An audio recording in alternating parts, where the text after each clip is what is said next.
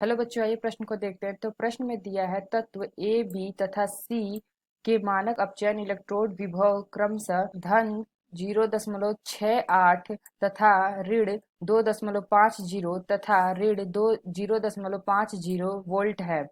इसकी अपचायक क्षमता निम्न क्रम में है। यहाँ पे हमें चार विकल्प दिया गया है। पहला विकल्प, दूसरा विकल्प, तीसरा विकल्प और चौथा विकल्प। आइए मुख्य अवधारणा की चर्चा करते हैं।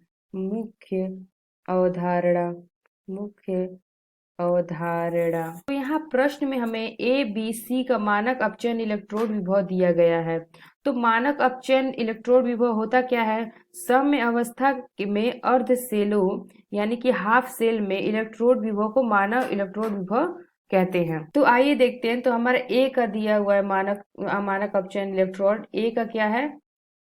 ए का दिया है धन 0.68, बी का दिया है ऋण 2.50, सी का दिया है -0.50। हम जानते हैं कि जिन धातुओं में जिन धातु का मानक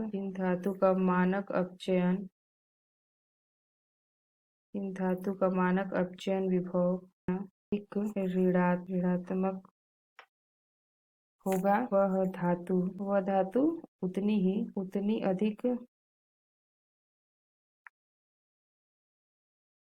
अधिक क्रियाशील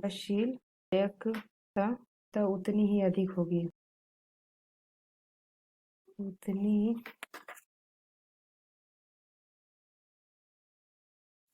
तो जिन धातु का मानक अपचयन विभव जितना अधिक ऋणात्मक होगा, वह धातु उतनी अधिक क्रियाशील और उसकी अपचायक क्षमता उसकी अधिक होगी। तो यहाँ पे हमें क्या पूछा गया है कि उसकी अपचायक क्षमता निम्न क्रम में होगी। तो यहाँ पे देखना है। तो यहाँ पे क्या दिया है कि जिसकी अधिक ऋणात्मक होगी। तो इसमें सबसे अधिक ऋणात्मक किसकी है? बी की है। तो पहले हम बी ले लेते हैं, बी। और उसके बाद किसकी ऋणात्मक ज्यादा है? तो उसके बाद है कि ये सी की है। ये हो गया हमारा सी। उसके बाद किसकी ऋणात्मक है? ये धन आवेश है, तो ये हो जाएगा हमारा लास्ट में ए। तो ये हो जाएगा हमारा